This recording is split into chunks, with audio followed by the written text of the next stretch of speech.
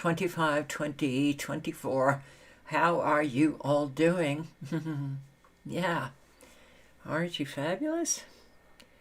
All right, well, we had thunderstorms again just a few minutes ago. We weren't supposed to get rain, but then they said rain. And does rain ever come without thunder these days? Let me know in the chat.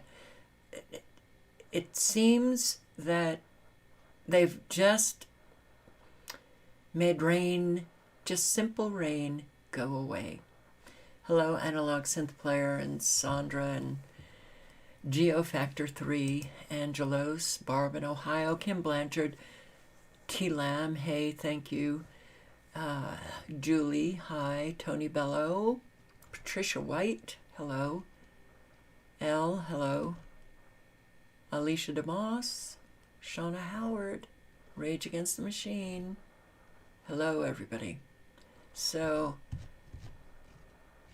all right, we're just going to go right into it.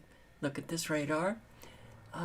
Not as quiet as it was last night, but still pretty quiet. They haven't activated a whole lot of these nanobots into supercells all over the country. They do have South Dakota, though. That doesn't look good. That looks destructive. But all of these, yeah, even when you don't have the big supercell activation, they can bring about an awful lot of destruction just from all of these little tiny nanobots. So be very careful. Florida. There you go. Right along the coast. All right, so what we do have, 2 active severe weather warnings for South Dakota. And it's in the counties of Tripp and Gregory in South Dakota. Again, I say, pay close attention to the weather because they don't like you, those weather terrorists, and they are bringing an awful lot of destruction to people. Why is that a YouTube link? I don't know. Let's put in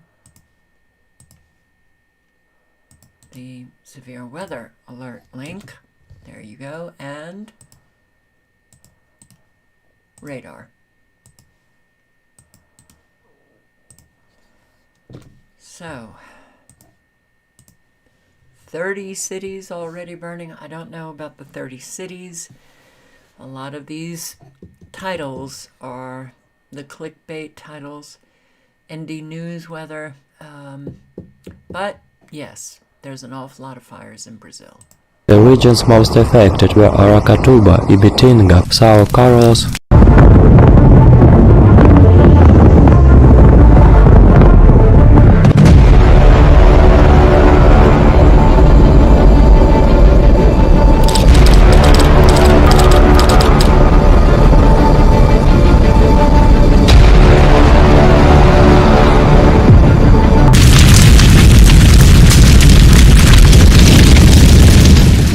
In Brazil, forest fires have engulfed 30 cities in the state of São Paulo. Rapaz, que tragédia, nunca vi isso. Mas nem sabia, gente tava.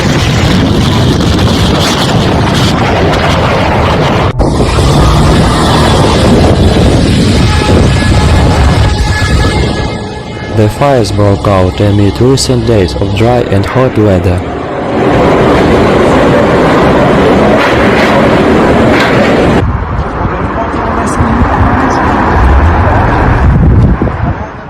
Not only forest and grass with bushes burn, but even infrastructures of cities.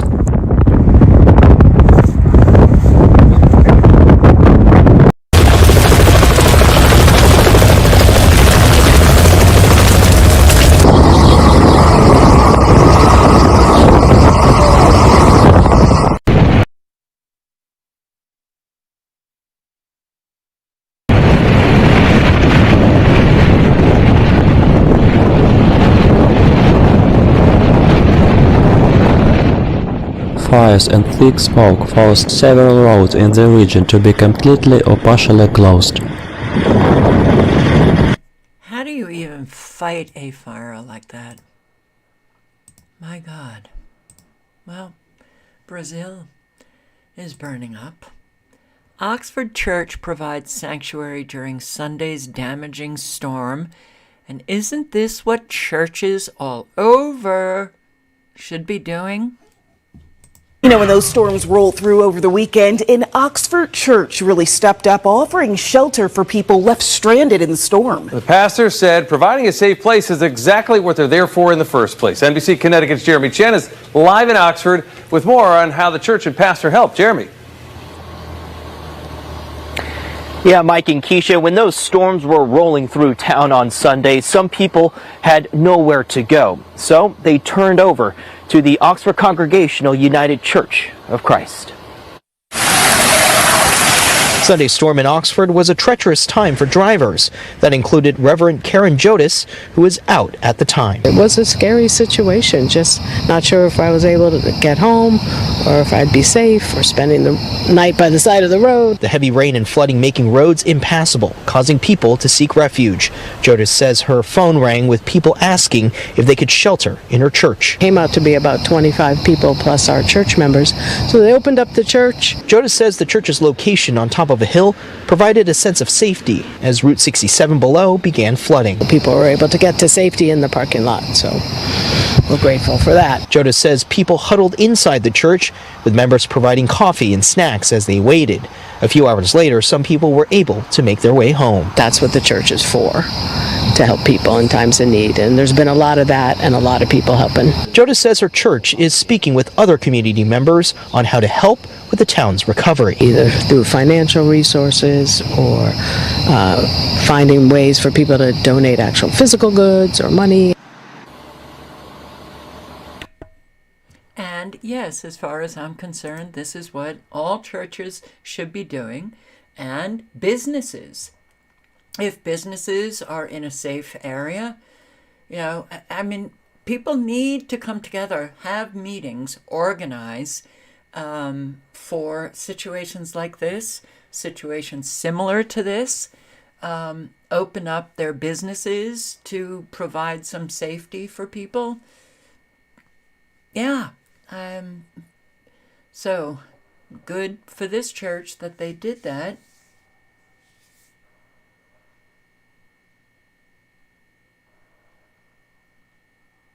Tell Carol to get a job and stop treating her subscribers bad, overreacting on everything they say.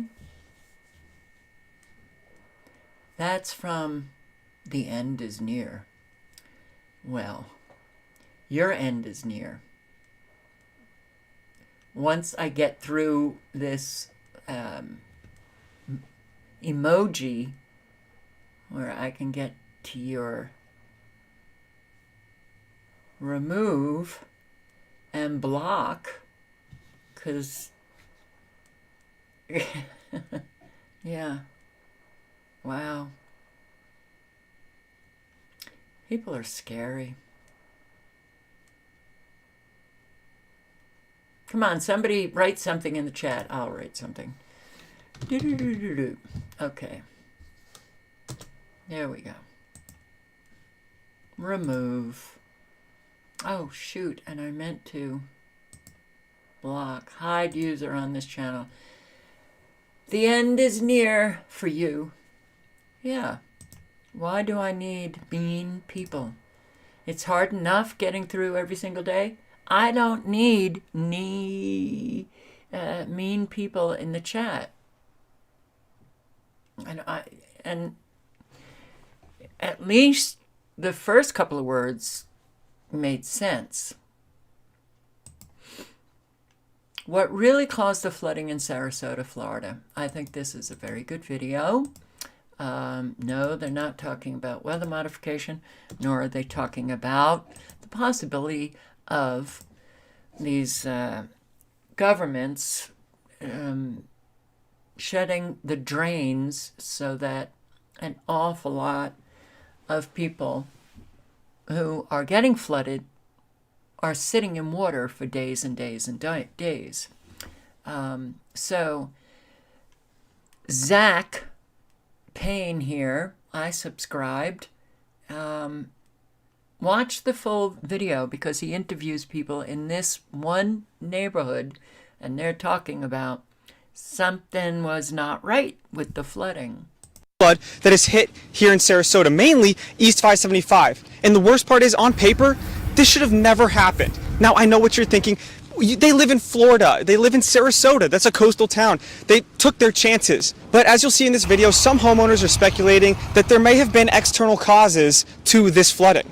You see, to give you a little bit of background, Laurel Meadows is the most impacted of all of the neighborhoods that have been hit by the flooding of, well, now it's called Hurricane Debbie, but when it hit here in Sarasota, it was only a tropical storm. You see, out of the 86 homes here in Laurel Meadows, 84 of them are going to be complete and total losses. And the worst part of all of this is it really came with no warning. You see, these homes aren't built on the side of a cliff. They're not directly on the bay. As a matter of fact, from right here where I'm standing at the entrance to Laurel Meadows, we're about 10 miles from Sarasota Bay, directly east, and 13 miles from the Gulf of Mexico here in Sarasota. Not only that, but almost every single home in this community is over 30 feet in elevation. Pairing that all together, there is no way that a flood, a regular rainstorm, should have caused 5 feet of water to rise and remain inside of this neighborhood for more than 3 to 4 days, while everywhere else in Sarasota was completely dry within a matter of hours. And to even further solidify this point, the homeowners that I've spoken to have said they have never seen or experienced anything like this. And this neighborhood has been here for about 20 years. So that's something to say. Oh, and another point. No mortgage, no insurance company has required any of these homeowners in this neighborhood to get flood insurance. There are 2 of the 86 homes in here that have flood insurance. The rest are done. And the homeowners are required to pay out of pocket for anything that they're going to decide to do with these homes. And the thing is if insurance companies and mortgage companies aren't requiring these people to pay property flood insurance, then there's no reason in anyone's mind that that would ever be a threat, because we all know insurance companies, they will squeeze every penny out of you if they can, if they have any reason to. In this video, I'm going to be talking with some homeowners and asking them what they think the causes are of this flooding, what they're doing next, and we're going to even tour some of the homes, so stay tuned. How long have you lived here for? Ron and I have lived here 23 years. Wow. Okay, and in those 23 years, have you ever had any experience with rain, with, you know, these water levels and flooding like this? No flooding experience. Ever? It started raining on Sunday, and we sat on the lanai and watched the water come up, and we thought it's never going to get up here. We went to bed, and that morning, about 3 o'clock, Ron got up and said, "There's water up to my ankles." And the water just kept coming and coming. And I didn't realize what kind of water it was, so that morning I went out walking around in over foot-high water taking pictures. Wow. Not thinking about snakes or any creatures that could be out there until someone warned me, and then I stopped. The sheriff's airboat came and got us. We signaled them. I sort of flagged them down because I saw them go by with their lights flashing, and they said, "We'll be right back," and they did. They got several other groups of people out and came and got us. Now, did you get any kind of forewarning on this? I know where we lived, you know, this was just one of those regular Florida storms. It was just a tropical storm. We had no warning that it was going to be like this. Nothing, no idea. No. Yeah. We didn't have suitcases packed or anything. Yeah. Who came in and helped you get the drywall cut out? We haven't had it cut out Your yet. drywall's still all in and everything? Yes. You want to go? May I? Yes. Okay. We can record any of this stuff. We don't care. Okay, thank you so much. Yeah. Wow. Of course, all the mattresses have to go. Yeah, everything. Everything. Oh my gosh, yeah. I can turn the light on if that'll help you. Well, you can see real good there. Yeah. Wow. Allison Cavallaro. I live off of Province and Yarberry in Laurel Meadows. Been here 15 years. Moved in 2009, February. So where was the water? You wake up Monday morning. Where's the water at Monday? I think 5 feet from my front door, and in the back it was high, but not to my pool yet. And so for everyone who isn't familiar, I mean, Monday was basically the end of the rain.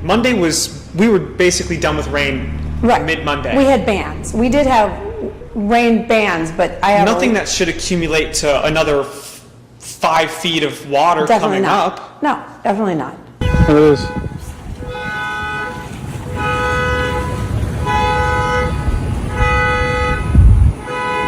This is probably like it's waist high. And so after the water receded, then who kind of came in? Who's been helping since then? So Rotary made a plan. They heard that I was in here because that's what they do. They help the Rotarians and then spread out. So they made a plan how they were going to do it, but they couldn't get in until they could drive in. Right. Because they needed to come in here and see how bad it is or how high it went in the houses, and all of them were kind of different. So so that was really the first people that came in. They were driving around. We had Luis on his jet ski with pulling a John boat, and then we had the Hummer going around, and then there's really nice the large people. Military kind of ammo tan truck I saw. And then a Double Deuce from Mayaca, I think, came out. There was just a lot of different community civilians, plain old awesome civilians coming out and helping us. What do you guys think, the people who live in Laurel Meadows, what do you think is the cause of this? Because you said it yourself. Right. You've lived here 15 years, did you say? Yeah. And you've never experienced any kind of water rising, maybe a bit in the roads here and there. Nothing ever scary. Irma was the scariest, like I said, but it wasn't a big deal. So what are you saying is causing this? What do you think is causing this? Well, when you take developments and you build up, it has to drain somewhere. Right. So it drains down back to the older homes are lower. Which you guys weren't lower when this area was built. That's right. That's right. But now, we were evil. Now you are because of all the new construction around you. Absolutely. Yeah. So you think it's got to go somewhere. You think that's part of it, or do you think that might be all of it? Or I think that's just part of it. Never know. It is maybe part of it, but I don't think that that's the major cause of what is taking place. Anyway, he interviews more people in this video, so I'm going to post the link again. It was a very good video. Thank you, Zach, for doing it.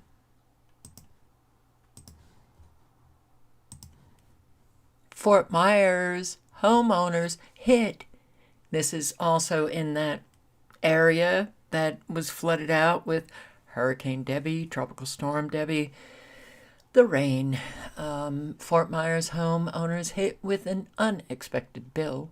New at 5, after years of living without any problems, homeowners are being hit with a pricey surprise bill. A letter from the city of Fort Myers appeared in people's mail telling them they have to update their water system to the current ordinance. But here's what's really interesting. That ordinance was passed back in 1995. So why are people being hit with the bill now? Wink News reporter Olivia Jean joins us live at the Botanica Lakes community in Fort Myers. So Olivia, what'd you learn?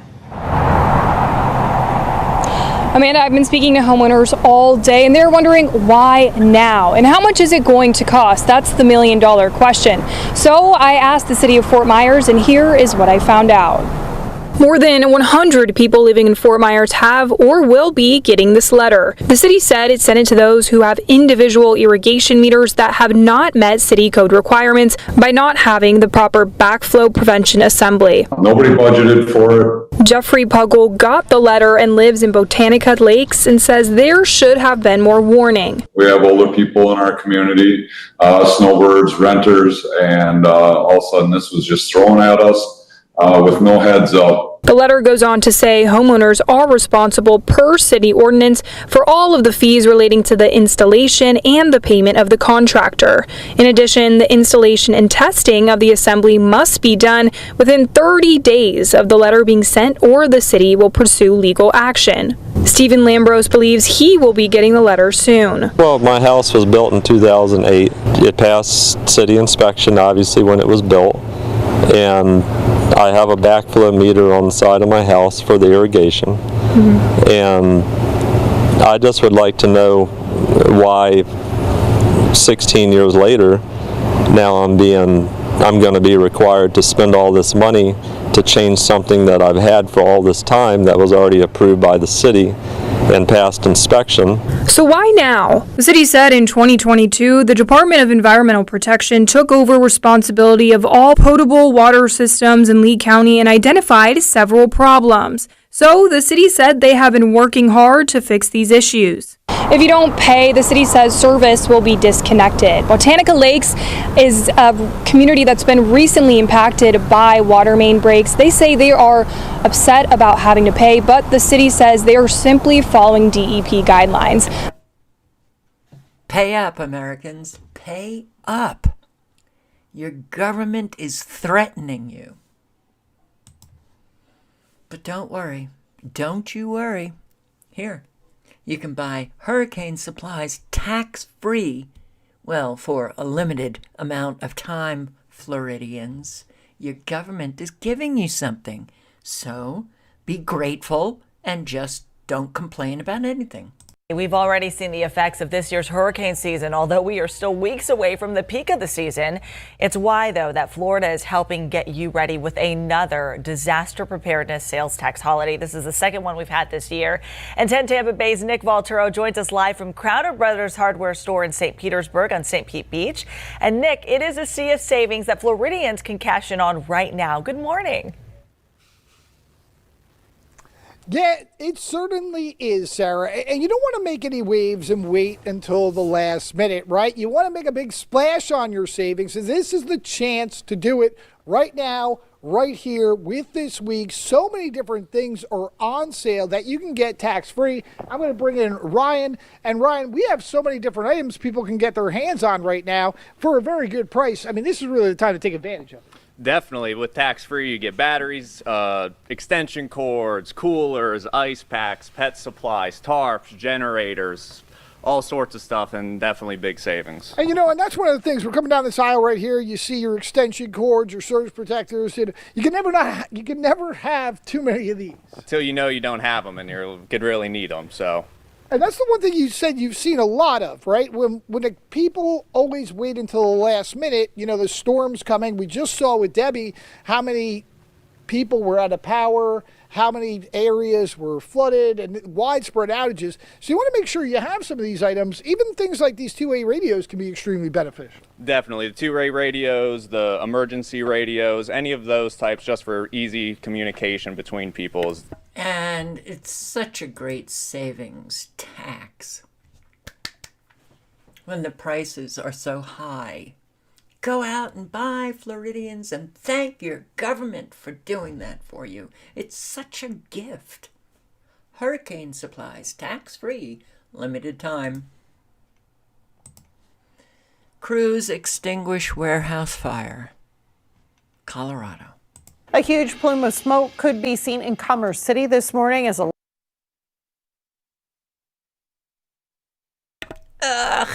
a huge plume of smoke could be seen in Commerce City this morning as a large industrial warehouse fire broke out there. The fire started around 7 this morning at a warehouse on 60th and Vasquez. You can see big flames, and that smoke plume could be seen for a while there as firefighters from South Adams Fire work to put out that fire. Wow. Oh boy, another fire. A huge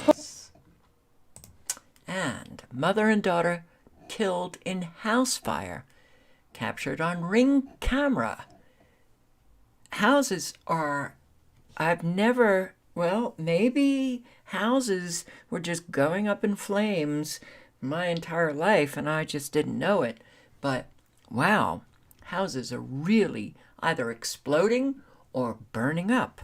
And, well, in some instances, killing people. A deadly fire in Philadelphia's Oxford Circle neighborhood claims the life of a mother and her young daughter and leaves 2 others badly burned. It is the second deadly fire in Philadelphia in just over 24 hours. Good evening, I'm Dawn Timoney. Neighbors jumping into action to try to save the family. Fox 29's Steve Keeley with more.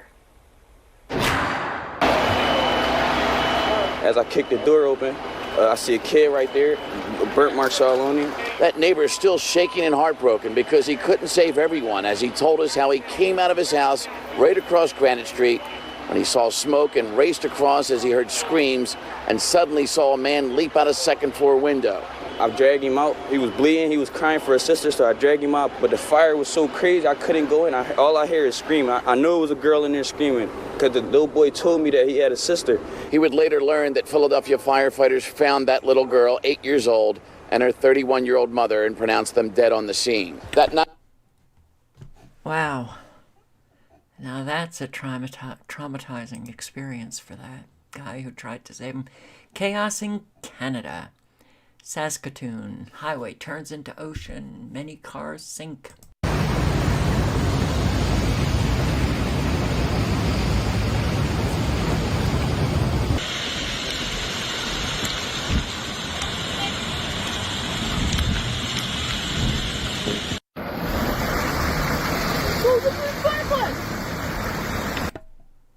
Really?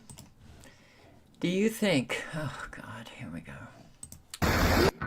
Do you think the rain...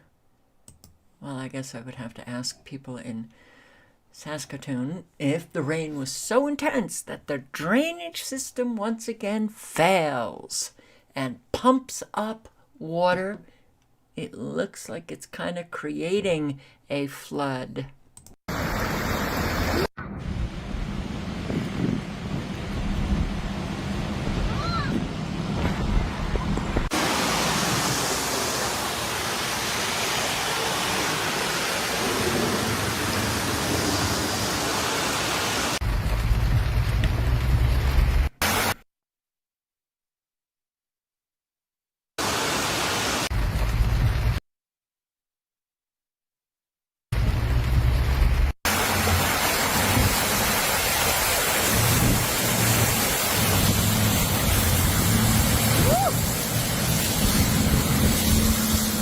We are going to force the belief of climate change onto you. Force it. Doesn't look that bad. Okay. Well, giant hail in France.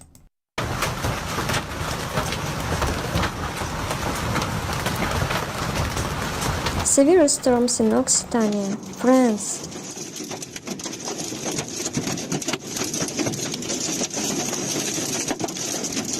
Studying footage of heavy hail in Cannes this Saturday, 24 August.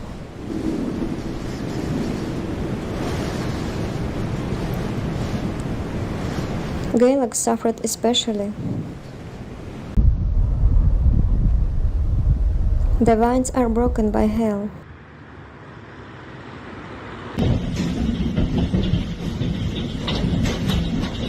The extent of the damage will become known early in the week. End of the day, a thunderstorm cell remained over the area for an hour, bringing rainfall total of 15 to 16 millimeters according to the Tarn Weather Service.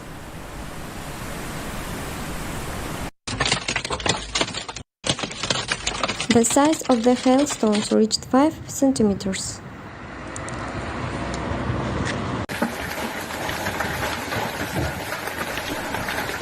Severe weather. Wind and hail caused damage to Everyone buildings is and many experiencing branches the and trees same fell on severe roads. weather.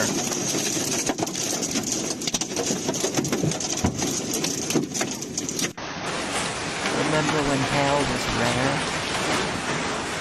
It ain't rare anymore.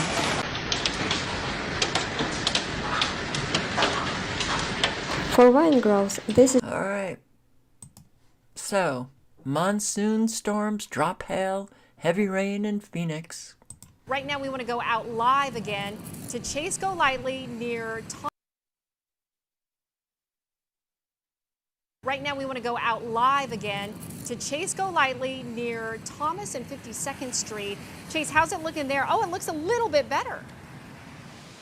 Flooding. It's a complete 180 difference, except for the roads are flooded a little bit here. Let's go ahead and take a look. Wow. See, look how much water accumulation has been over here. Now, this is where we were 10 minutes ago, where you couldn't see 50 feet ahead of you. Now look at a complete difference. The sun is out, but the flooding roads are happening right now. People are starting to leave. There's a little bit of rain going on, but really the main issue right now is just all the water accumulation on the roads. People We mentioned 10 minutes ago, there was hail, heavy rain there, but just a lot of, we're just keeping an eye on the roadways, but we'll go ahead and send it back to you guys in studio. Okay, but Chase, this is crazy because where you're standing, you can't even see the curb. There is. So, Arizonans, let me know, is hail part of your monsoon rains? Wedding evacuated during flooding. Time to exchange the rings. All of a sudden we hear, you gotta go, you gotta go, you gotta go. We gotta get you out. During Sunday's historic flooding, a massive sinkhole formed at the Waterview event venue, forcing the business to evacuate. Now, at the time, a wedding was underway right there. And tonight, Chief Investigative Reporter Sam Smink is here right now after talking with the wedding officiant about her wild experience. And what an incredible story this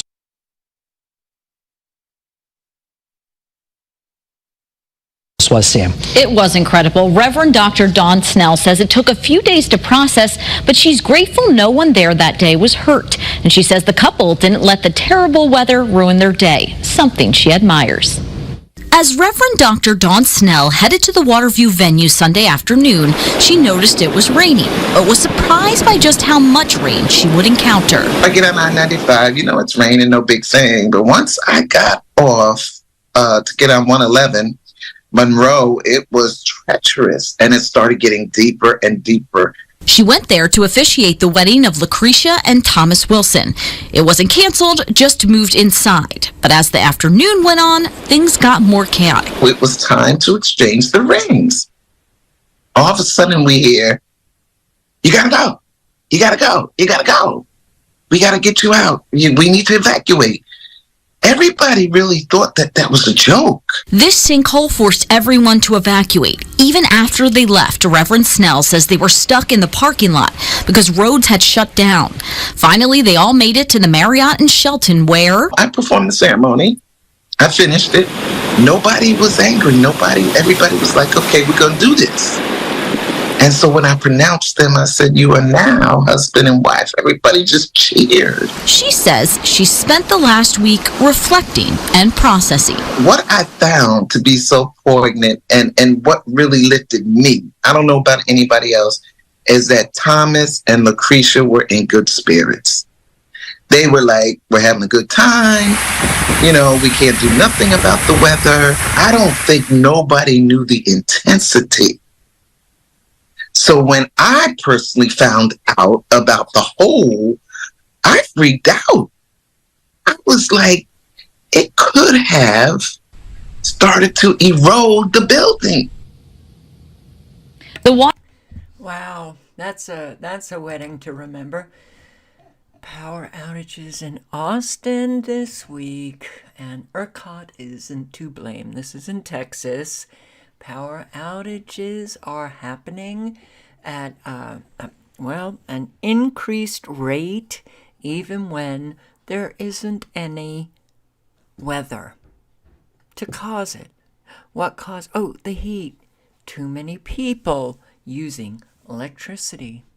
Lights and air conditioning back up and running for up to 15,000 Austin Energy customers who lost power last night. And it was hot. Matt Fernandez joins us now live from the newsroom with more on how this has impacted businesses and people living on the east side of Austin. Matt.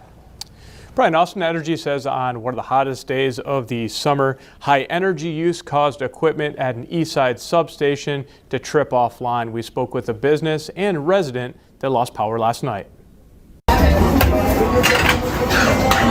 The grills are back up and running with homemade tortillas and tacos at Denata. Okay, just no, I don't. I actually think that they're turning off the electricity. I can't prove it, but it's to get Americans used to never being able to rely on anything anymore. No security anymore. Hey, Czech, haven't seen you in a while. Czech rock stars. And Esserger, hey. I'm sorry. I'm really bad with... I'm just bad. Another plane crash into Lake Meridian. pilot pulled from the water. This was in Washington State. A plane crashed into the lake and was very quickly sinking upside down, but the pilot was brought out and revived, and planes are crashing all over. All right, markets. A look ahead. It's war. I'm just going to play a few minutes of Gregory Mannarino here. I will post the link, but I hope you're paying attention, to some of these channels like Gregory Mannarino and others who are posting on the financial sector, because things are happening, and they're happening quicker than I think a lot of people realized. A war, is it some kind of a kinetic event? I don't know. However they're going to phrase it and sell it to you, they're going to package this up very nicely and tell you why that we need to fund this even more so than we have already. You understand? It's all a mechanism to pull cash into the now. War. No other endeavor on this planet generates the need for more borrowed dollars. And who's willing to lend? Central banks. Then war. The build up to war. Expansion of a war. And then, of course, you got this. You got this. If you do not recall, during the last scam, Convid, $3.6 trillion had to be pulled into the now to, fight this Convid. Yeah, imagine our shock here. Again, we haven't seen the end here. If you think this is it, you have no idea what's going on. But it gets even worse than that. People, if you subscribe to my free newsletter, this is in your inbox. This is gold. I'm going to tell you again, it's gold. I'm going to urge you to read through. I want to cover this with you right now because there's a lot of things that I leave out because I got to, keep this down to like 2 pages. That's all this is. This will show up in the Trends Journal, probably some other publications as well, but you're going to get it first. It's in your inbox again if you do subscribe to my newsletter. It's really free in the description of this video. So what did I write here? War, disease, need for a scapegoat. Look what I write. I write these little notes to myself because it's just so obvious. Anyway, look, I'm going to cover this with you. Bear with me. There's a lot to go over here. So you are being scammed and robbed blind. You want to talk about scams? Here's a scam for you. Here's a scam for you. Just a mechanism to pull more cash into the now. When all else fails, they bring you to war. It's actually way, way, way bigger than that. War is used as a mechanism to pull cash into the now. The system is perverted. The system demands that any manner of whatever you can dream about, think about, or even have a nightmare over, be utilized to continue to foster the debt-based system, which is a curse upon mankind. I think you will get it here. So, new lockdowns, they want to see what's going to happen in war. Anyway, with regard to that, people, believe it or not, yes, you are being scammed and robbed blind on an unimaginable scale, and it's about to get much worse. Just pay attention here. Let's start off with this. Today, you already know most of this, but just pay attention. More than any other time in human history, nothing is what it appears to be. Lies, distractions, and every other conceivable manner of deceptive tactic, like expanding war, new disease process, lockdowns, and a lot more, is being weaponized and applied to keep an unknowing public in complete darkness as to what is really happening to them.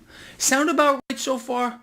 The system, their system, not our system, their system has been twisted into an in-our-face nightmare state for the middle class, a psyop, an extreme counterintelligence, sabotage, deconstruction, propaganda scheme on an unprecedented scale. Sound about right so far as well? Take a deep breath.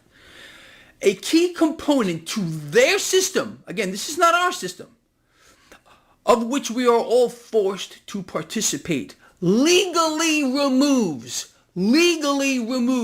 wealth, ownership, liberty, and freedoms from the masses and pushes it right up to the elite class. Are we still on the same page? Does that sound a bit harsh, what I've covered? That's what I wrote here. It's time to wake up as a new phase is about to begin. People, despite the current propaganda campaign against us, and this is all part of it, there's war, expanding war, death, suffering, pain, lockdowns. Okay. Despite the current propaganda campaign against us, the fact is this. The world economy is contracting at its fastest pace on record. But we're booming. We're the envy of the world. This is not just a phenomenon here in the United States. People wake the freak up. It's a worldwide phenomenon. While at the same time, central banks are ballooning not only world debt, but also the currency or monetary base. This mechanism is deliberate. You know it is. It's not by coincidence. No comedy of errors got it here. Moreover, it is designed to increase demand for more central bank issued notes. It's a vicious cycle. As the currency loses purchasing power, it is devalued. More currency must be created. And that's the goal here of central banks, to inflate. They have but one mission here, people, central banks, to own it all, to be the rulers of this world. It's not the Trumps, the Bidens, the Kamalas, or any other president or dictator around the world. Again, central banks have set up their bases in every continent around the world. They're all playing the same game, and we lose. We can't win. Okay, you think that some figurehead put behind the Resolute desk is really going to change your life? How did it work out during the last three presidents? The last three presidents here in the United States alone have vaulted the Federal Reserve to the pinnacle of power. You think that's going to change anytime soon? You've been dumbed down sufficiently enough where they can control your mind. You realize that? Link is in the chat. Whatever you think of Gregory Mannarino, he has been at it for a very long time, and guess what? He's actually telling the truth. I don't follow anyone, but I read articles, and I watch other people, and I listen, and they're consistent. And they're all pretty much saying the same thing, though Gregory Mannarino, I think, is more passionate. And does it really matter? There's a lot of guys that, went into the Freemasons, thinking that, wow, it's a social network and I want to be successful and I want to, do my social networking, business. And they didn't really know what they were getting into. I think Gregory Mannarino was very high up, and could someone change and get out of that and say, you know what, now I see it for what it is and I'm not taking part? We don't know. So when you come at people that you do not know and claim they are this and that, you're proving to be someone who is not very thoughtful. So,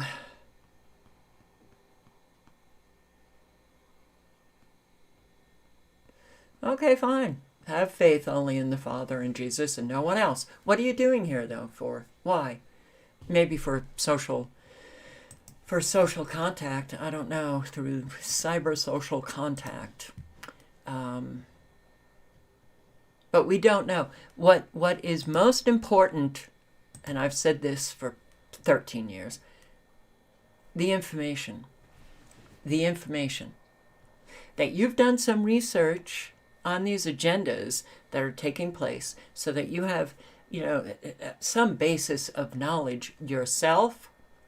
And from that point, you can determine whether or not someone is bullshitting you or telling you the truth. And if they say other things that you don't understand, you can do further research. Am I pushing faith in man? You know, it's such a shame that we've been walking the low road, and we've just been lowering ourselves as the human race. Of course I have no faith in man, because most people are just lying shitheads. That doesn't mean that do I have faith in Gregory Mannarino? No.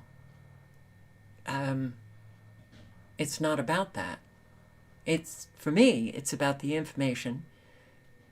If others have delayed preparing and they have the resources to prepare, they might want to get started because things are really speeding up now. But I also think, even for those who are prepared, that you still pay attention to what is happening on a daily basis. Because if you don't, you could get tripped up, all right? We're all probably going to get tripped up anyway. So, I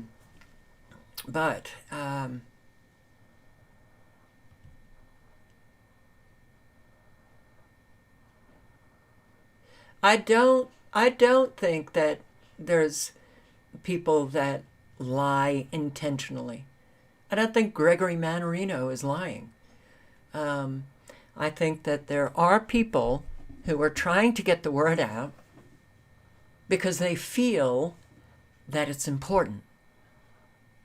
You know, if you think that everybody is lying intentionally and you wear a plaid shirt and that means that you're part of, you know, the I don't know, Illuminati, or you're a Freemason because you wear a plaid shirt, or you're wearing purple. Oh my God, there's a lot of people who actually like the color purple.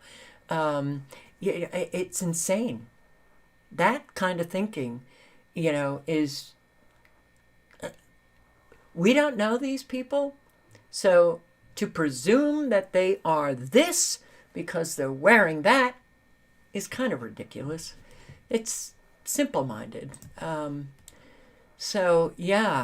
We've got an awful lot going on, and he's talking about the new lockdowns in Oxford, Massachusetts. Well, it's not just Oxford. It's other towns now in Massachusetts. Rare but deadly mosquito virus has Massachusetts towns under curfew.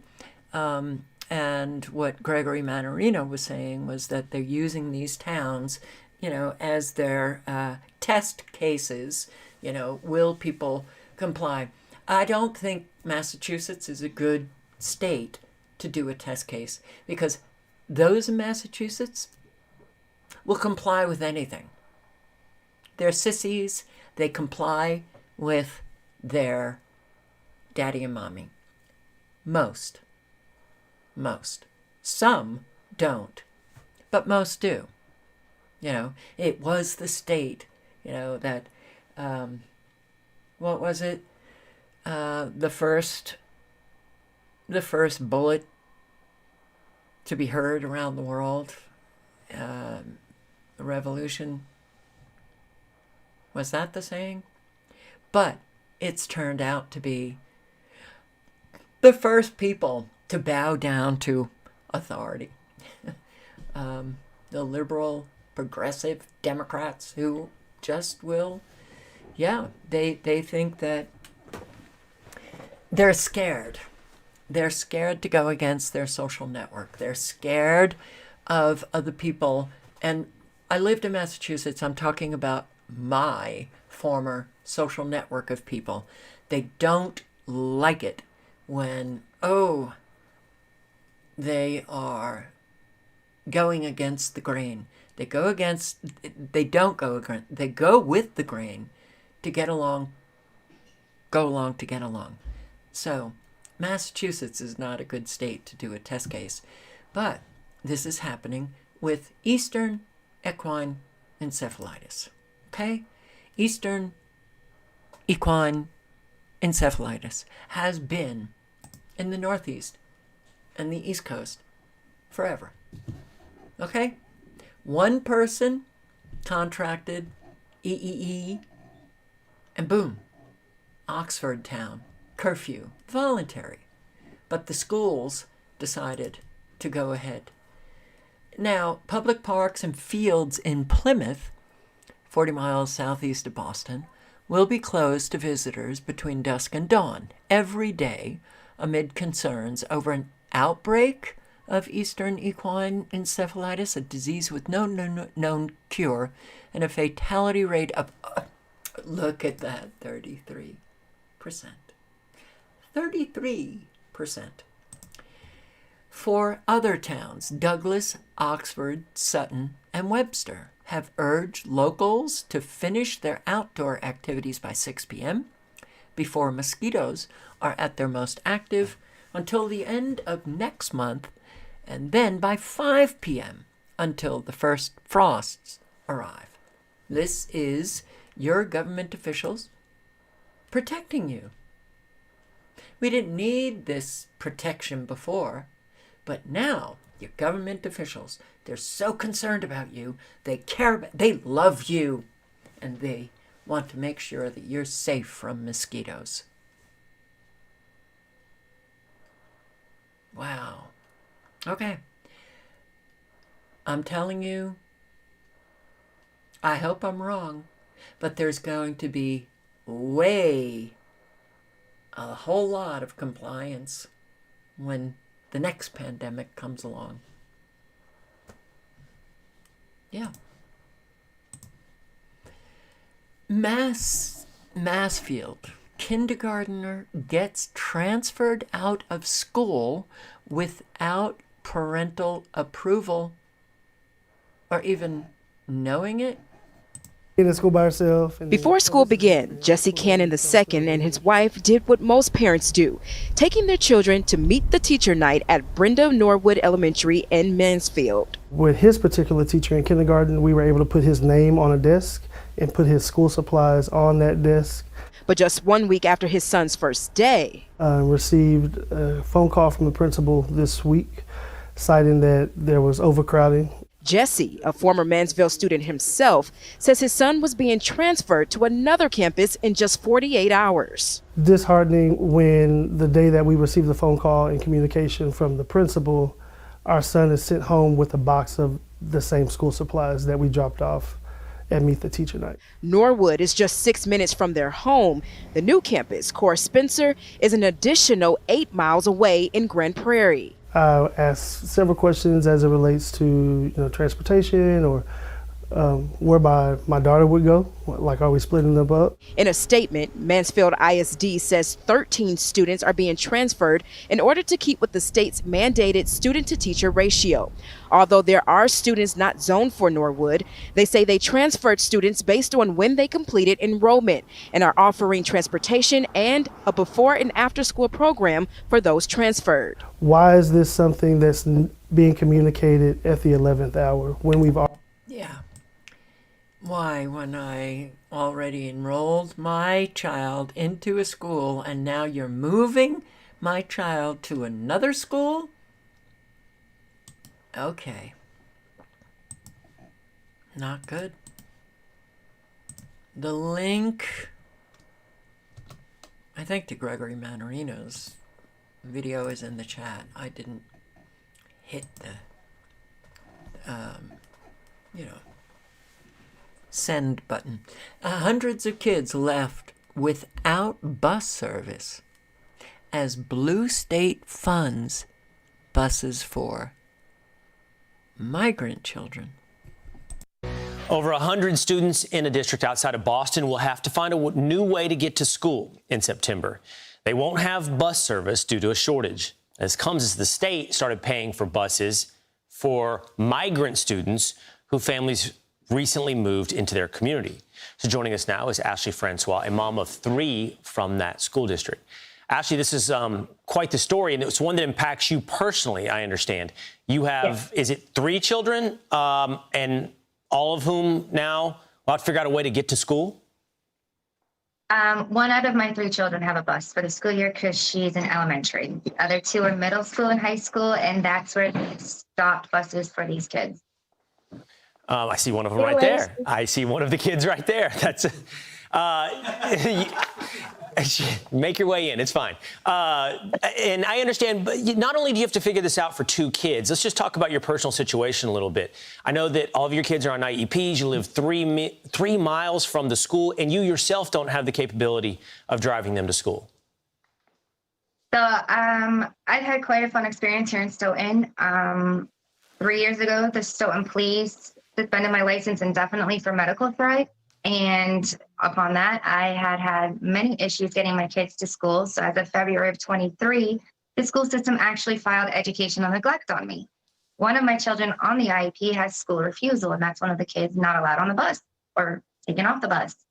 So they just basically fed right into exactly what this child wanted, and that's not to be at school. So now you've made it absolutely impossible for me to get him there to access the curriculum, access the services that you are specializing for him. So if he's not getting to school to get these services, then these kids aren't going to be able to access any type of curriculum from the Stoughton Public Schools if there's no way to get them there. And I think you may have said this, but you have some medical issues that's kept you from maintaining a license.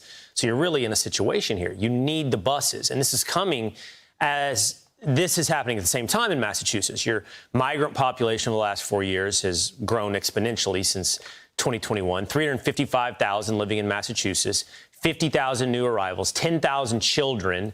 Again, these are all migrant children.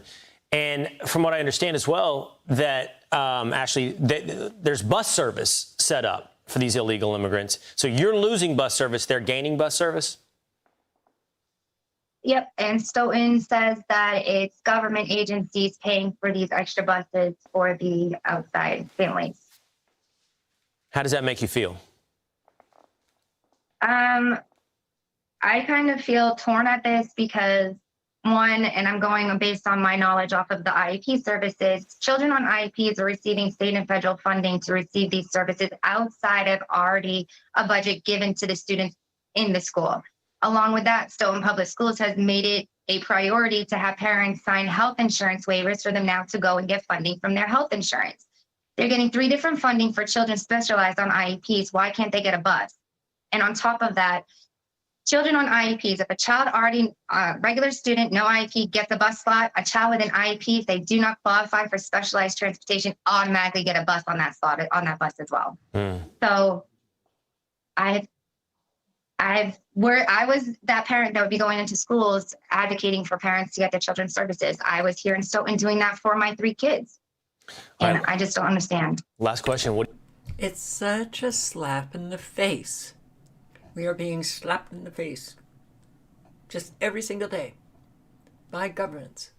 Those of us who are actual Americans, residents, citizens. Too bad for you. Too bad for your children. We've got to give those buses to the illegal migrant children. There are a lot of migrants in Massachusetts, Elena. I don't know where you live in Massachusetts, but there are. Lucky that they're not around your area, but, you know, they're everywhere. They are everywhere. Yeah, and we're paying for it. That's right. So I'm going to play a few minutes. I like this,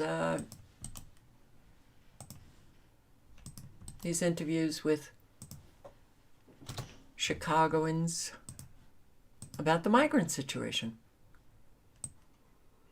Chicago residents speak out against Democrats for putting illegal migrants before locals. I am Andre Barnes with Numbers USA in Chicago during the DNC. We're here to hear the stories from the people who are impacted by the immigrants being bused into their neighborhoods. And what we want to do is tell the stories of the people that have been affected. When you hear people say that we should be softer on border security, what do you have to say about that? We should be softer? You know, when they say that we should be welcoming to people that are coming in illegally and getting all these benefits, what do you have to say to that? Well, first of all, the people coming here illegally, so that's a crime.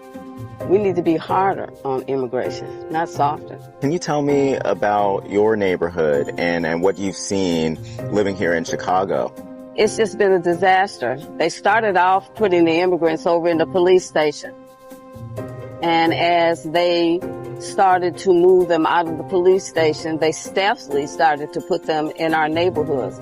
Well, the neighborhood didn't want them. The residents, the citizens, we pushed back, but the deal was already done. And so they were bringing in a lot of military-aged men into the community. I mean, we're not blind, we're not stupid, we're not obtuse. We know what's going on. But unfortunately, the people who run this city, they don't care what the people think. So they started putting them into quiet residential neighborhoods like Washington Park, middle-class black neighborhoods. We're still pushing back. We don't want them here. The crime rate has gone up since they've been here. That's a fact. Nobody wants to talk about it, but we live it every day. What policies would you like to see in place that would limit the amount of people that are there? Well, listen, there are policies on the book in Congress already. They need to enforce the laws that are already on the books. These people are here illegally. Again, they're not seeking asylum if they were. Yes, enforce. Thank you. Thank you. Yes, just enforce the laws that are already on the books. We don't need new policies. You don't need this bipartisan get-together to figure out how to secure the border. That is such, how is it that Americans can't see through that? We had immigration law that we enforced for a period of time, and then we stopped enforcing it. Republicans and Democrats, both do the bullshit line. Well, we've got to come together and have a bipartisan agreement. No, you don't. Enforce the law. Okay. I don't hear a lot of people saying that. Thank you. Thank you. Seeking asylum, they would have gone to the first country that would have granted them asylum, which would have been Mexico.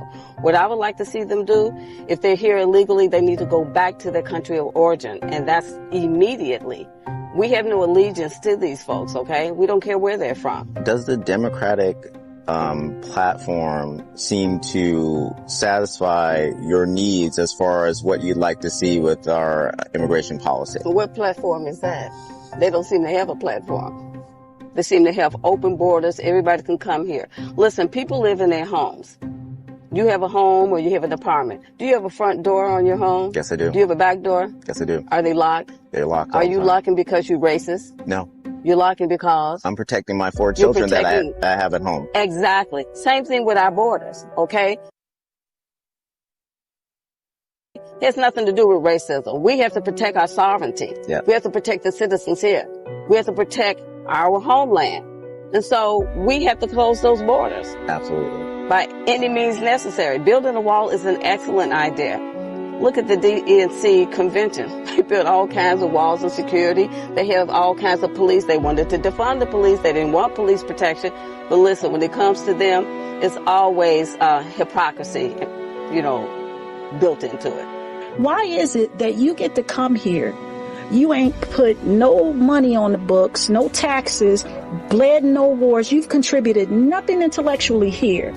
And you get to come here, you get all these resources that the average American can't. What about our homeless children? What about our veterans? This is the game right now. Wow. So all of those things are connected, and it starts by not giving the children the resources that they need because you're stealing the money. So you have these immigrants coming in. If you need to flee where you live, yeah, come in. But don't neglect your own children. Yeah. You're giving money. All of a sudden, you come up with all this money. You found all this money, to throw at their needs and stuff. Our kids need a line in these bills or whatever. There needs to be a line in there that at-risk children get the same type of accommodations, modifications, and monies needed to help them access the curriculum too, okay? Absolutely. Do not leave our American children out. Everybody. Well, yeah, that's what's happening. So Americans really need to stand up and unite. Yeah, hey, how about it? Because we are being so screwed, and we're just, hey, screw me more, please.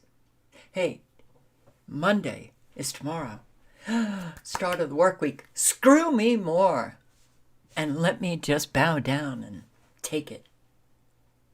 That shows us that the American people, on the whole, have no respect for themselves. None. None.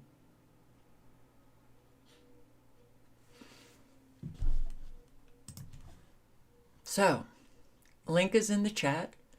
A whole lot of people talking about what's going on in Chicago, and yeah, they see the Democrats for who the Democrats are, but get out of the matrix, because the Republicans are no better. No, we do not have two parties. I think a lot of you know that we have one. So, Fauci, West Nile. West Nile put him in the hospital. Oh, I feel so bad for Fauci. Who feels bad for Fauci? More mosquito spraying scheduled for parts of New York City. Now, from a mosquito bite. And for all of those Fauci ouchies, they put Fauci. Yeah. Oh, I contracted West Nile. Oh my God. Okay. Spray them. Spray those cities. They can say anything and people will believe it, and then they're sprayed with more toxins that will make them sick. In his backyard. And more mosquito spraying will take place in parts of New York City in the coming days. West Nile is not only the illness on the minds of health officials. CBS New York's Derek Waller reports. Drone video set to music from the New York City Department of Sanitation shows their trucks spraying pesticide to kill mosquitoes. Crews have been out 10 times this summer and are scheduled to head out again this Monday and Wednesday, spraying in Upper Manhattan and Southwest Brooklyn.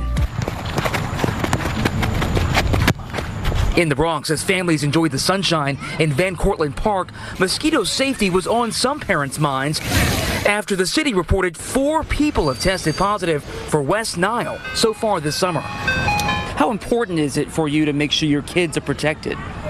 Very. So that's why we at least use the precaution of using repellent. I mean, we got bit a couple times coming in already, and they kind of hurt a little more today. I don't know why. But it's not just West Nile. In Massachusetts, a man in his 80s has tested positive for Eastern equine encephalitis, or Triple E. He's in critical condition. We don't want to see another human case of Triple E this year. The rare but dangerous mosquito-borne disease can cause swelling to the brain. There is no treatment, and anyone can get infected. So get inside your house at 6 p.m. and then 5 p.m. before the first frost. Maine CDC issues advisory on eating freshwater fish near Brunswick Naval Station. Okay. You see how there's almost no place that you can go to get food that's free. Now, stay away from freshwater fish in this place close to a naval station because of all. Do we have any waterway in this country that is not toxic? I don't think so. The Maine Center for Disease Control and Prevention is warning people not to eat fish from 4 freshwater areas located near the former Naval Air Station in Brunswick. Officials say do not eat the fish from Marinconeg Stream, Picnic Pond, and Site 8 Stream, and parts of Mare Brook. The Maine CDC issued the advisory yesterday, saying it's based on the U.S. Navy's ongoing investigation into PFAS levels at the former base, which is near the Brunswick Airport, where there was a PFAS spill earlier this week. Alrighty. Toxic. 5 dead in apparent murder-suicide on Long Island. The murder-suicides are really skyrocketing. Hey, good evening, Arthur. Nassau County homicide squads are investigating that murder-suicide that happened right here. 5 people have been confirmed dead just in this cul-de-sac you see right here. Is blocked off by police and crime scene tape right now. But let's just take a look at the video that happened earlier this evening. Now, police confirmed 5 people are dead after reports of a shooting right here on Wyoming Avenue. They say they arrived and reported seeing a male, no age nor description at this point, outside of the home on the front lawn who had an apparent self-inflicted gunshot wound. Now, that triggered a further investigation inside of the home where they discovered 4 additional victims, all dead inside of that home. Now, neighbors say they believe they all could be family members so far, but police haven't shared ages of those victims, their relationships with the gunman, or a possible motive in the shooting. They're still investigating those details as we speak, but neighbors here passing by the scene, sharing their shock to learn multiple people lost their lives in this midday shooting. One couple here, also neighbors, reported the man behind the shooting was in his 60s and had just recently lost his mom, who was in her 90s. Now, just the 2 of them lived together for years, and he took her death really hard, they say, and he was distraught. But of course, they didn't see it going this far. I didn't think it was that he would take his whole family, his siblings. I thought maybe he was distraught and maybe he did this to himself only. You know, I really didn't think that. This is really heartbreaking. I mean, this is such a quiet little neighborhood. They used to call it a bedroom community. Oh my God, it's shocking. That was Long Island, New York. Man, woman found dead in apparent murder-suicide. And this... KSAT. Anybody want to look it up? Where is this? 2 murder-suicide shootings within 1 week. We're learning more tonight about one of them in Chavano Park earlier this week. The night team Zaria Oates breaks down the latest tragedy and makes sure people in dangerous relationships know there is help for them. 61-year-old Jerry Hernandez lived in this Chavano Park home. According to Chavano Park police, this is where his Texas, I believe. Wife Sonia shot him several times, and then she took her own life. Hernandez was a senior litigation supervisor at Davis Law Firm. A statement from the law firm he worked at reads, "We were deeply saddened to learn of the sudden passing of our colleague, Jerry Hernandez, and our deepest sympathies are with the Hernandez family during this incredibly difficult time." While it's unclear what led to this tragedy, it's already the second murder-suicide between a couple within 7 days. On August 17th, a man and woman in a relationship were found dead at a home in Converse. This was also determined to be a murder-suicide. In both cases, many neighbors shared that they didn't speak to either family much, but from what they knew, they seemed to be nice people. Those neighbors didn't want to talk on camera, but they agreed these cases make it clear it's crucial for people to know if they are in a domestic violence situation. Help is available. KSAT has a list of resources on the... I'm sure your resources are going to help people. Funeral service held for mother and daughter killed in Wilson County murder-suicide. Sometimes y'all didn't know she was going through. Why? Because she kept smiling. She understood that one day things would be better. Might not be better in your eyesight, but I promise you if she could come back today, she'd tell all of y'all, don't worry about me. I'm all right. Don't worry about me. I'm all right. Friends gathered today to remember a mother and daughter killed in a murder-suicide that left 2 others injured. The funeral service for Kiera Massenberg and her 6-year-old daughter Zoe was held at Red Bud Holy Church in Rocky Mount this morning. Massenberg was remembered for her strength. Another murder-suicide in East Hartford. Friendly, they seemed, they're quiet neighbors, nice neighbors. However, we start with a shocking crime that is leaving neighbors in East Hartford just stunned. Good evening. Thanks so much for joining us here for the news at 5. I'm Keisha Grant. And I'm Mike Heideck. East Hartford police are investigating what they say is a murder-suicide involving a married couple. Investigators have been there all day trying to piece together evidence. NBC Connecticut's Bruseda Landaverde has the very latest.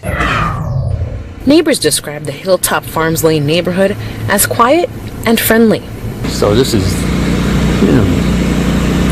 shocking, that something like this could happen. On Wednesday night, the unimaginable happened. Police swarmed the area after receiving a call of a man and woman suffering from gunshot wounds. It's really sad. Of course, it was just very confusing at first. We didn't know what the situation was. Police are investigating the incident as a murder-suicide.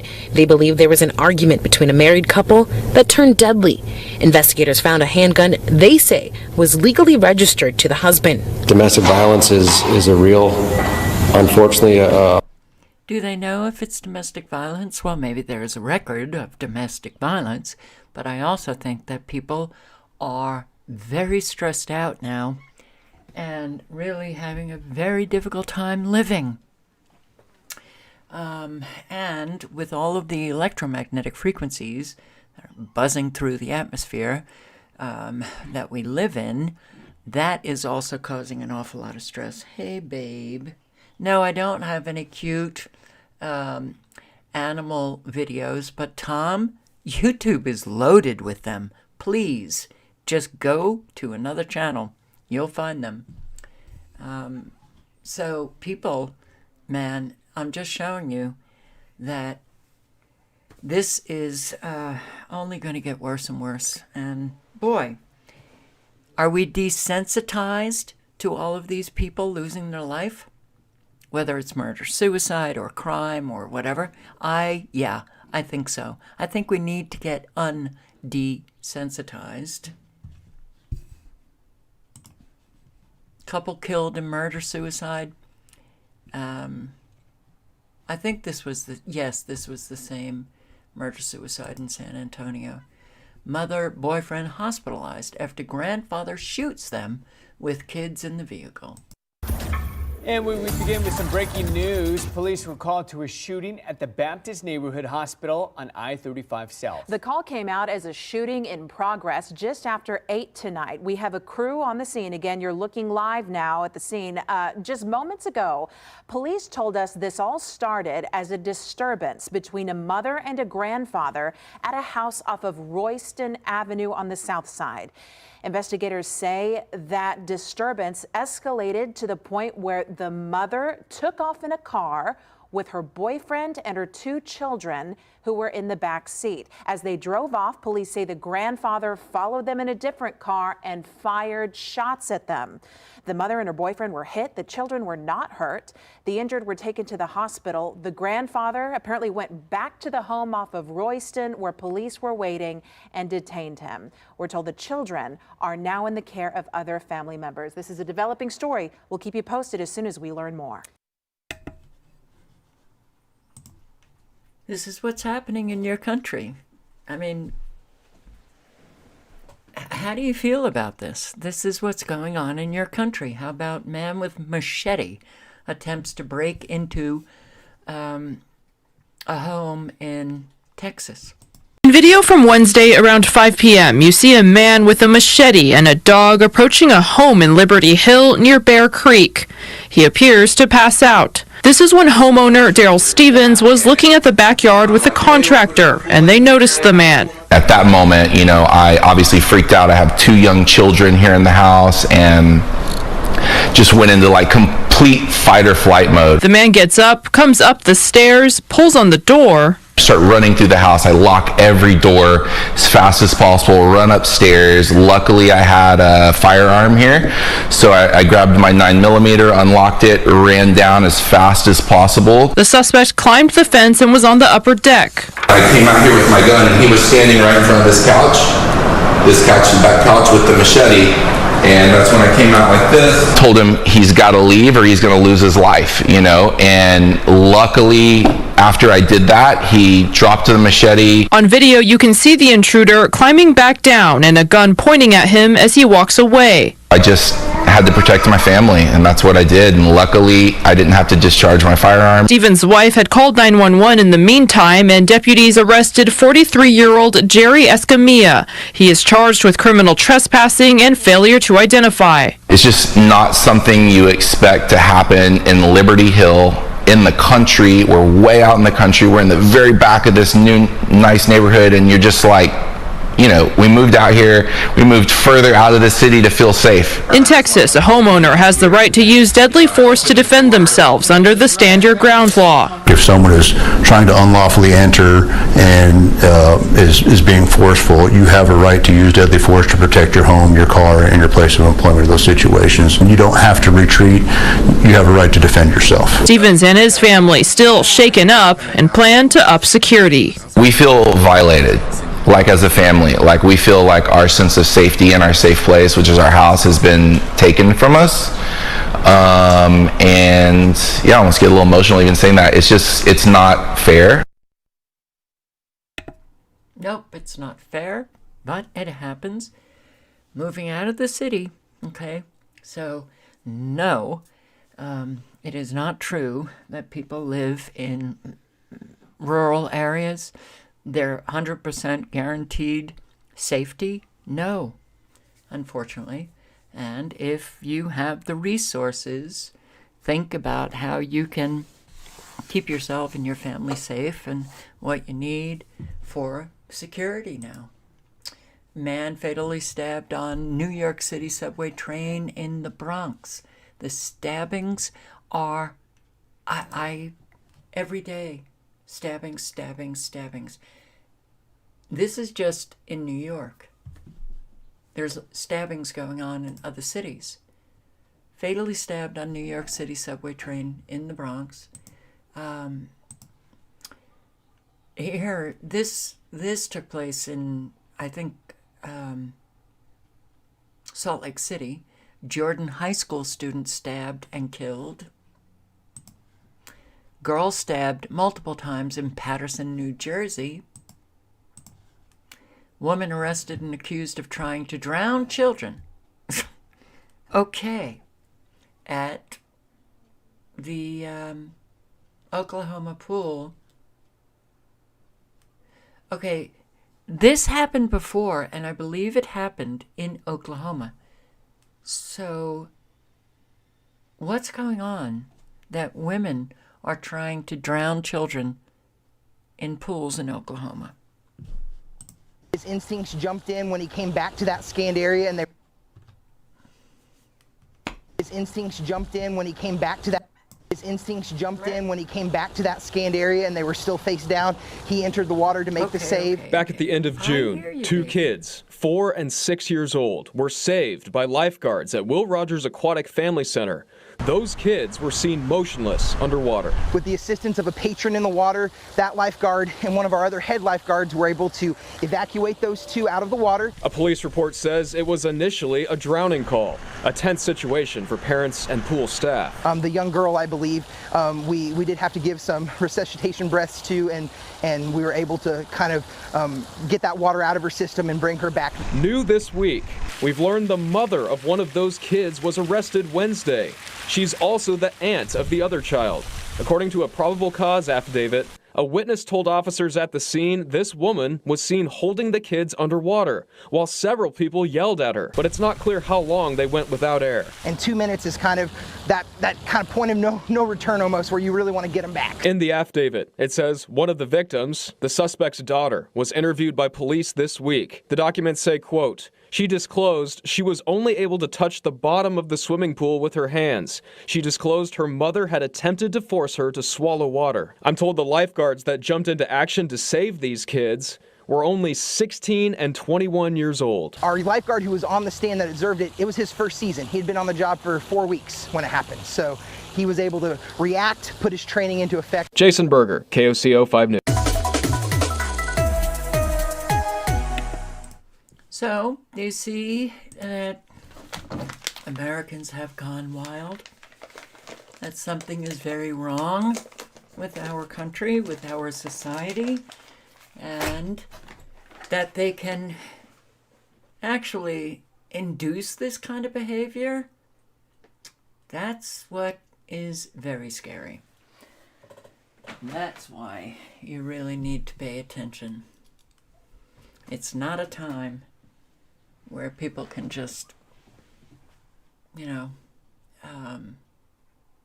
have to be on guard, especially if you have children. Just stop stealing trees. Oh my God, people are stealing trees. Like a bizarre crime you have to see to believe. You do. Take a look at this. A thief is caught on camera ripping out trees out of the ground from homes on Houston's near North Side. Katira Winfrey is live near Quitman in Maine, where neighbors sharing this unusual story. Katira? Well, Lynn and Mia, the people I spoke to say this story is a little bit shady. And when they tell people what happened, they have to reiterate someone literally ripped the tree out of the ground. Take a look right here. You can see a hole from where one tree was pulled out. Now, if we whip the camera around over here, you can actually see fresh dirt where this tree was replanted. Just stop stealing trees. It's a simple request, and one Kelly Kindred and Olivia Tepede hopes this tree bandit follows. You're mad because it's your stuff, but then there's the part of you that's like, oh my gosh, this is completely absurd. But that was stolen Monday. The pair haven't lived here long, but the neighbors have quickly developed a friendship, keeping watch for each other. And here's what they saw this week. And my husband texted me, was like, somebody just stole our tree. It left them in shock. Surveillance videos shared with KHOU 11 shows the man bending and shaking the tree, trying to rip it out of the ground. Another video shows the same man using a pickaxe to try to dig up another. Who does that? Why? Like, is there a little gardener gang running around? Like, is there a black market that I don't know about? The unusual crime spree happened over several days. A neighbor around the corner is missing a tree along with others around the area.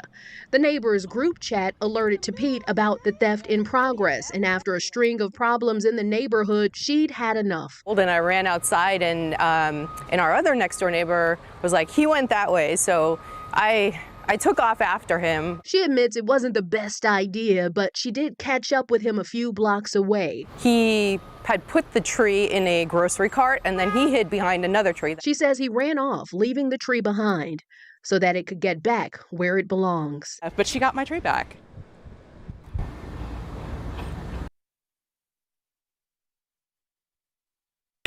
And a safety town hall gets heated in Oakland, California. I do believe that we are too far gone for anything to change, unfortunately. And people need to start giving it some thought. Could it be our government that's behind an awful lot of what is taking place? Yeah.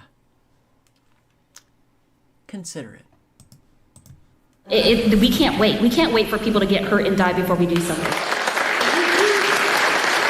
Safety,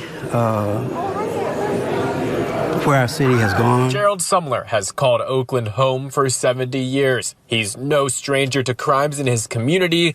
He got his car stolen and now doesn't drive. This is the first time Gerald says he's seen Oakland's leadership like this, all in one room. What do you want to hear? Something positive and substantial, something that's going to really work. Friday night, the city of Oakland hosted the first of what's expected to be a series of community town halls. It also comes off a deadly week in the city. 5 people were killed in the last 7 days, with 2 of the deaths happening just 24 hours ago. I'm a firm believer that if you want something done, you need to get up and do something. Sheila Richardson lives in West Oakland and says this meeting is a long time coming. You're not seeing.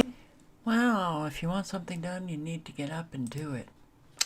Yet another L.A., Los Angeles, 7-Eleven store ransacked by mob from nearby street takeover. Okay, it continues. All of this organized crime continues. And we are going to be left with nothing. So I do hope that you guys that have the means to prepare, to help other people, for sure, and prepare not just with food, not just with water, but arm yourself. Don't think that all Americans are just gonna get up and fight their government. You'll be dead real fast. But you definitely have a chance against the ordinaries out there. I don't even want to say your fellow Americans, because they're just part of it. You gotta protect yourself against the illegal migrants as well. Those cells that become activated, you'll have a better chance if you're prepared. On KCAL News at 6 on CBS Los Angeles, I'm Gio Insignares. And I'm Leslie Marin. We're also streaming on CBS News Los Angeles. Well, the LAPD says more than 100 people stormed that convenience store last night, stealing merchandise, wrecking shelves, and leaving the store in ruins. KCAL News reporter Lauren Posen live in San Pedro with more on this crime and what's been a disturbing trend of 7-Eleven takeovers across LA. Lauren. Gio and Leslie, this is happening citywide, but what makes this incident so different last night is this. Before the 7-Eleven was ransacked by all those people, there was actually a street takeover right here at this intersection. And I know the cars are going by, so it's a little difficult to see, but try to take a look if you can, and you can see all those skid marks from all the cars doing those stunts last night. A wild night of destruction in San Pedro. A resident shared this cell phone video of a massive crowd just before 2 in the morning watching cars doing donuts and other stunts at Gaffey and West 1st Street. Around the same time, LAPD says thieves robbed the 7-Eleven across the street. Witnesses say they saw a group of 100 people trashing the convenience store many families in the area rely on. This is my 7-Eleven I always go to, so I was really mad when I saw it happening. Investigators say robbers got away with $500 in cash, $20,000 worth of lottery tickets, and $15,000 worth of cigarettes. I don't know what I'm gonna buy now. They took all the stuff. I came to get something to drink. Councilmember Tim McOsker, who oversees this area, is taking action. We are getting more patrols around the 7-Elevens convenience.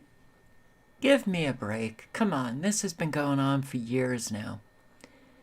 But I really feel very badly for the people who live right around there, listening to these street takeovers and all of the crime that is taking place. Family of missing woman files lawsuit against hospital. This is just, okay, I don't know. Listen. Back, we're tracking a heartbreaking story tonight. A family was searching for their daughter for a year, only to find out she was dead this whole time. ABC 10's Devin Truby looks into the hospital now being sued for negligence for allegedly never telling the family she died in their care. She loved us all, actually. She was the kind of kid that would give you her last jelly bean out of her pocket, even though it was full of fuzz. Ginger Kanji now forced to talk about her 31-year-old daughter, Jessie Peterson, in the past tense. But at least it's a small bit of closure after her daughter had been missing for the last year. People walking on the side of the street and slow down to see if it was her. Anybody that matched her stature or her color of hair. We went looking for her. We put posters up. Ginger says she last spoke to her daughter in the beginning of April 2023 when she was at Mercy San Juan Medical Center to be treated for her diabetes. Ginger says the hospital told her that Jessie was discharged. A year later, a Sacramento County Sheriff's detective told Ginger that Jessie was dead. She in fact had died at that very hospital and had been in cold storage in the morgue the entire time. Well, our hearts are broken. Pretty hard as a parent to think about your child living or not living, being in a freezer someplace all by herself. The fact that she died all by herself, tucked away someplace that nobody cared. Jessie's family is now suing Mercy San Juan for... Can you imagine? Your daughter goes missing. She's treated at a hospital for diabetes, and they said that she was discharged. And then you find out a year later that the hospital obviously killed her. Treatment for diabetes, and she died. Okay, what took place? But she's in storage, cold storage for a year. There's an awful lot of people who live experiences that not a lot of people experience. Yeah, life experience is not... everybody has their own experience. Update to Wi-Fi scam causes renewed internet security concerns. Here's what you need to know about these public Wi-Fi's evil twins. It's a deceptive network that's out to steal your data the moment you connect. We've seen warnings about this evil twin Wi-Fi scam going back to 2011 when Wi-Fi hotspots first became popular. Unfortunately, the scam has evolved and hackers are able to do a lot more damage if you fall for this con. An evil twin attack takes place when hackers set up fake Wi-Fi access points at places with a lot of traffic, like cafes, airports, libraries, or hotels. The Wi-Fi usually has the exact name as the business you're in, and the evil twin Wi-Fi may even have a stronger signal because hackers often set up close by.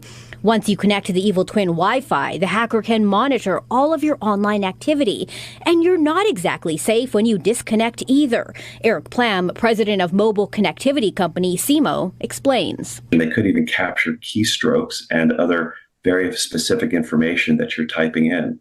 So data loss is the biggest thing, but also malware upload. It could be simply that they want to quickly upload some sort of a malware that could do other things later. For example, spread further malware to all of your contacts. In June, Australian federal police charged a man with 9 counts of cyber terrorism after he allegedly set up fake free Wi-Fi access points to swipe unsuspecting users' data.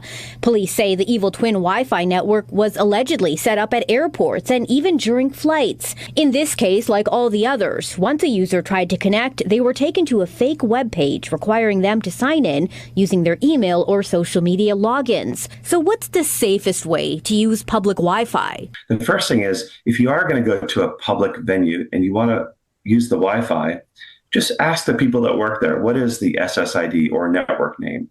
And is it password protected? If password protected, you're going to be relatively safe. Here are some other takeaways. Avoid hotspots that are labeled as unsecure. Consider downloading a virtual private network or VPN on your devices to encrypt and secure your data when you're using the internet.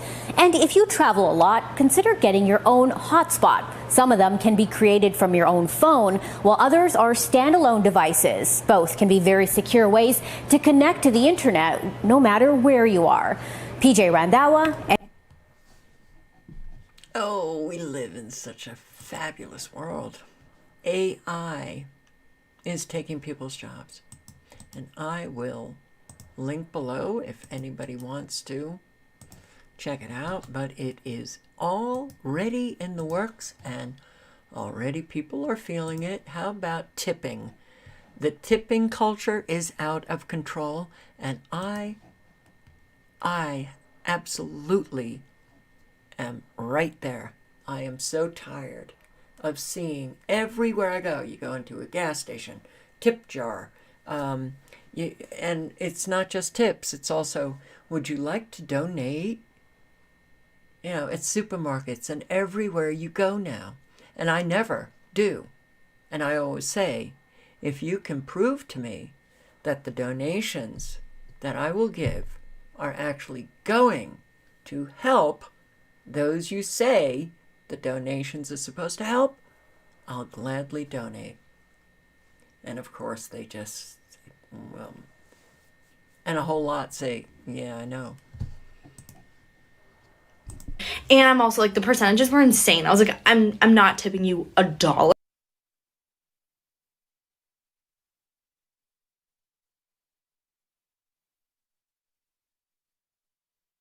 Places nowadays add the gratuity.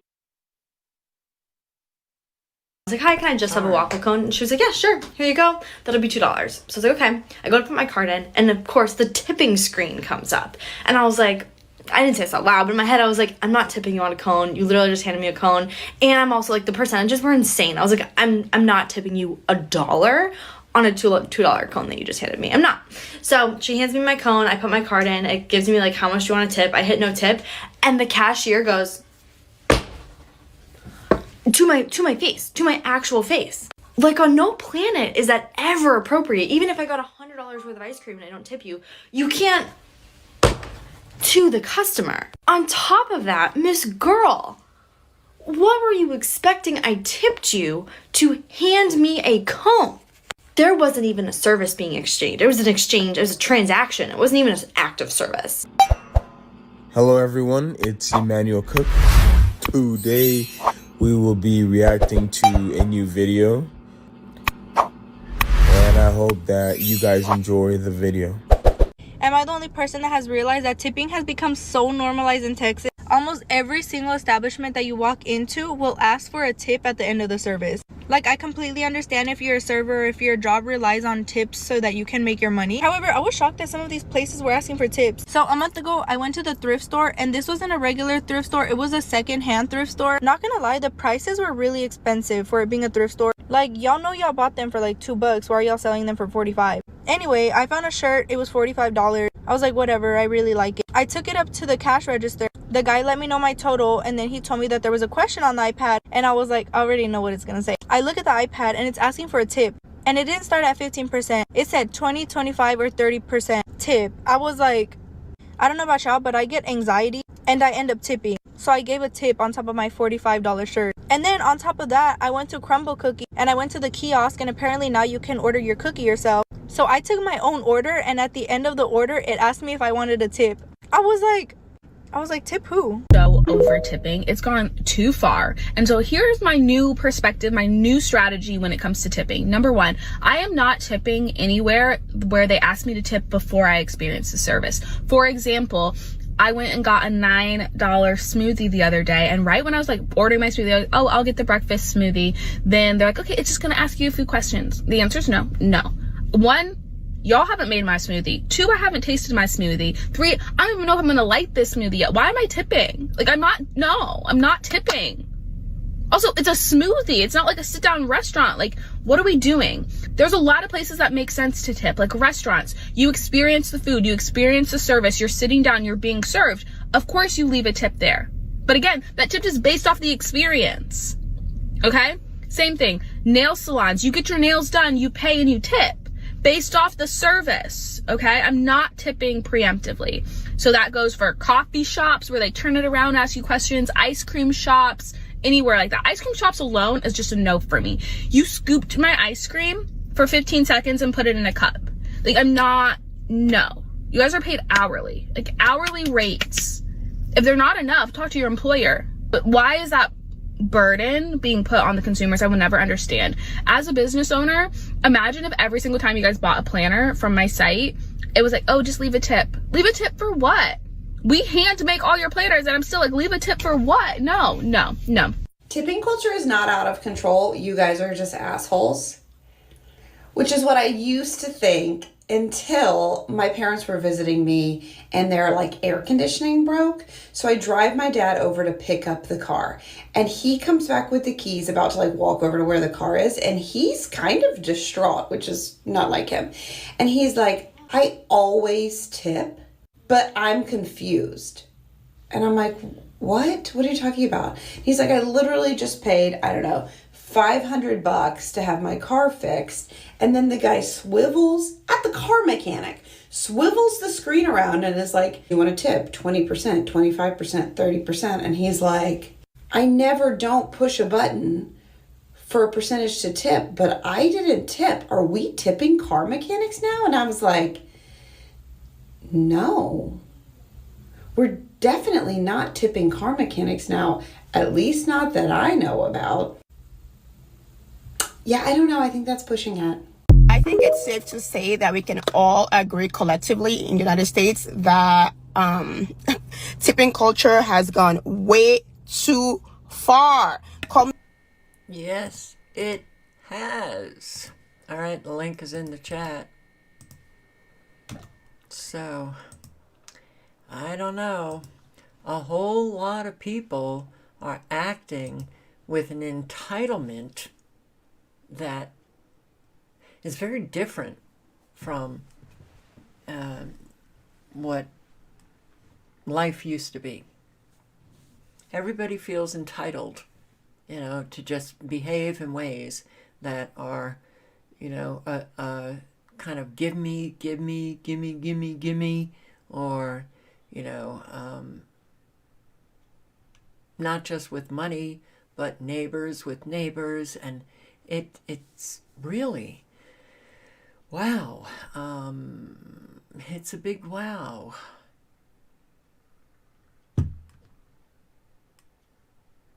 I don't really understand. Except, though, I do understand people with issues. And when they get stressed, those issues begin, they get triggered and those issues come out. If you haven't looked at yourself, then you don't understand what I'm talking about.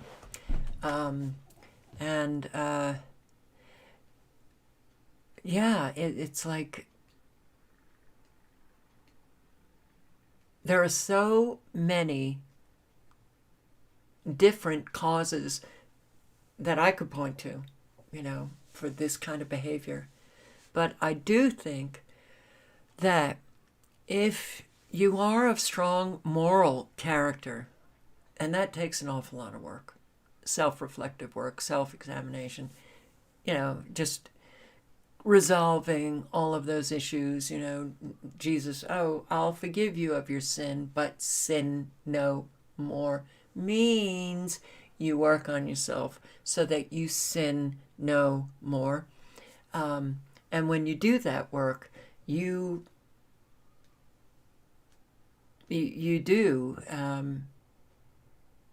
just have a stronger moral core. And you're harder to be taken over. Those who haven't done that work, whether awake to the truth outside of us or not, they're easily taken over. They're easily manipulated with all of this technology, unfortunately. So, yeah, we have an awful lot of people who are behaving in ways that are just, it's like, all right. I include a whole lot of the awake crowd in that. So, people are, and people, wow, man, I've never lived a time in this country where it couldn't be more blatantly obvious that Americans are being screwed left and right, slapped in the face every single day with the screwing that is going on, and still crickets. W rips corporate greed as John Deere as mass layoffs follow a $43 billion in stock buybacks. Wait a minute. Isn't this the tractor company that went woke recently? Yes. And they got mad? It was about this, and they were faking it with like pink washing, they call it. So, this really happened. The United Auto Workers on Tuesday condemned the manufacturing company John Deere over recent mass layoffs at factories in Iowa and Illinois, arguing the company's strong profits, lavish handouts to investors, and exorbitant CEO pay give the lie to claims that the job cuts and outsourcing were necessary. So this is what Richard Wolff is talking about. Like, it's, if you had the workers own that company, the workers wouldn't do this to themselves and decimate their communities with job layoffs for no reason. The company's profitable. They're making a profit. They make a product that sells well. And then so the reward for that is they outsource their jobs. They take all the profits, give it to a handful of people, and when they're screwing their workers, what they're doing is screwing over communities. They're screwing over towns and cities and communities and families. That's what they're doing. So the money's there. The money's there. John Deere's reckless layoffs and job cuts are an insult. They're not reckless. They're intentional. They're very well controlled. That's why they had the queer flags ready to go. That's right. Because it was so they could call you phobic because you didn't want to lose your like somehow that's connected. So John Deere most recently just got completely woke with the LGBTQIA plus 2S community. Wow. It's weird how that's always connected. Screwing you and then trotting out that shit. Once again, fulfilling my theory that all that woke stuff and all that is all for companies as they're screwing the worker, it's in the country to wrap themselves in a patina of virtue. That's what that's about. So they're proud of. Yes, they're proud of it. Let's be clear. There is no need for John Deere to kill good American jobs and outsource them to Mexico for cheap labor. Of course there is, so they can make more profit. What are you talking about? The intentional takedown of the US of A. And they are taking it down. For sure. All right, guys. So, yeah. A whole lot going on. Hope you all stay safe. And, if any of you have not suffered the consequences of the evil, I hope you never have to. I hope that stays that way. But unfortunately, you can, with all of these people who are really kind of going off the cliff every single day, whether it's weather warfare or the economy, loss of job, there's so much medical issues. There's so many agendas. Don't think this, oh, what a shame, but it won't happen to me. Because a whole lot have said, I never thought it would happen to me. Okay, it happens. So, what you need to do is really think about, okay, I lost my job, property taxes skyrocketing, inflation, no job to be had. What am I going to do? My house has been flooded. Oh, wildfire took away my home. Yeah, so think about those scenarios happening to you and what are you going to do? Okay? It's good to think about what could happen, and then you're very lucky if it doesn't happen. Live honestly and speak honestly. That's what we need to do. If you've never done any work on yourself, never did that self-reflection, sorry, you just ain't cutting it. You're not living honestly and speaking honestly. And in fact, I will say, you do not know who you are.